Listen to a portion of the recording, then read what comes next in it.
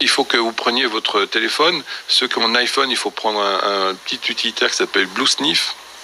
Et vous allez vous rendre compte qu'en présence de gens vaccinés, il y a un code, il y a un dispositif Bluetooth qui apparaît. Alors je refusais de croire à ça. Ça paraît énorme. Hein. J'ai dit non, je refuse, je veux pas. Ça peut pas être possible. Voilà. Ouais.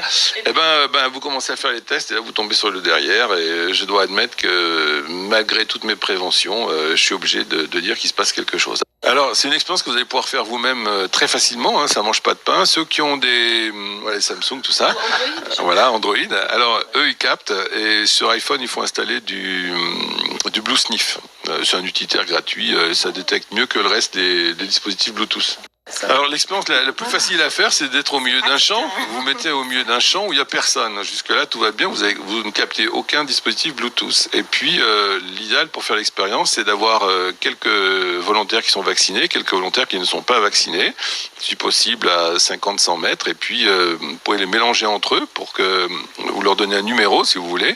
Et puis, vous dites, viens. Et puis, tout ce qu'on a à voir, c'est s'il apparaît ou pas un dispositif Bluetooth sur votre téléphone. Eux-mêmes sont dénués de tout appareil capable de générer un quelconque signal. Eux, en tant qu'êtres, ils peuvent être détectables sans avoir... Voilà, donc ça veut dire le truc ahurissant, c'est qu'ils émettent quelque chose qui est détectable par le Bluetooth. Maître Brouza en France a fait constater par huissier, donc ça commence à devenir vraiment sérieux. Il est clair qu'il y a un phénomène. Alors déjà, on avait le phénomène électromagnétique, enfin magnétique, et là aujourd'hui, on se rend compte que les vaccinés, non seulement ils ont une identification Bluetooth, mais en plus de ça, cette identification, elle semble unique pour chaque personne. Alors vu le nombre, si vous comptez en hexadécimal, donc vous avez 1, 2, 3, 4, 5, 6 groupes de digits en hexa, vu que c'est en base 16, ça fait plusieurs centaines de milliards de combinaisons. Donc on peut littéralement donner un numéro à chaque personne présente sur la planète, mais il semble, et là aussi je dis il semble, que ce soit un numéro unique par personne. Alors du coup ça défie l'entendement de dire comment on injecte un truc et c'est un numéro unique. Alors j'ai réfléchi, force est de croire que dans mon niveau très limité d'entendement, c'est que cette plaque de graphène, pour ceux qui nous écoutent, il faut que vous sachiez que c'est le matériau le plus fin qui puisse être envisagé puisqu'il a l'épaisseur d'un seul atome de carbone. C'est comme une grille et les atomes de carbone sont en configuration hexagonale, ce qui donne des propriétés notamment de conduction de l'électricité. Ça conduit 100 fois mieux qu'un métal, l'électricité.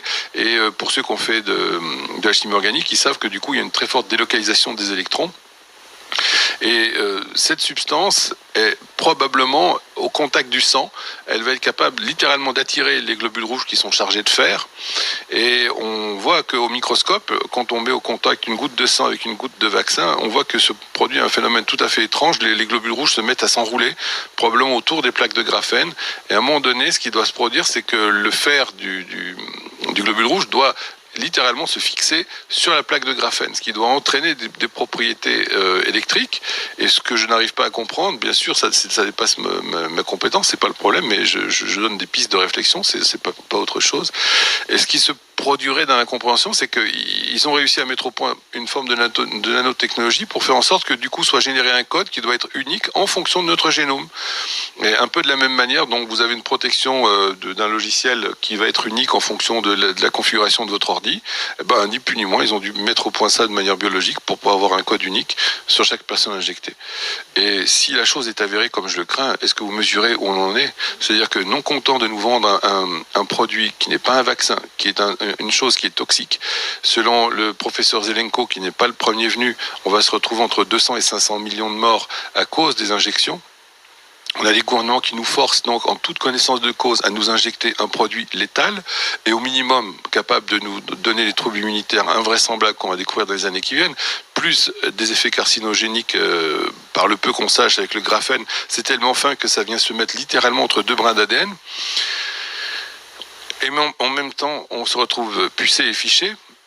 Vous êtes obligé d'admettre qu'il y a une convergence de choses qui vont nous mener à l'identification unique, c'est-à-dire qu'il sera facile avec le développement des réseaux 5G d'être détecté immédiatement, de savoir si vous avez validé votre vaccination pour pouvoir acheter du pain, si vous êtes validé pour pouvoir avoir le droit d'utiliser vos crédits. Ah, ça tombe bien, on va vous faire la promotion de la monnaie numérique qui va littéralement finir de nous mettre en esclavage. Et donc on est dans une situation absolument non seulement déplorable, mais diabolique. Il n'y a pas d'autre façon de voir la chose, quoi. C'est un truc de fou. Et tout ce que je répète, je souhaite qu'une chose, c'est de me tromper. Mais au stade où j'en suis, malheureusement, j'ai peur que non.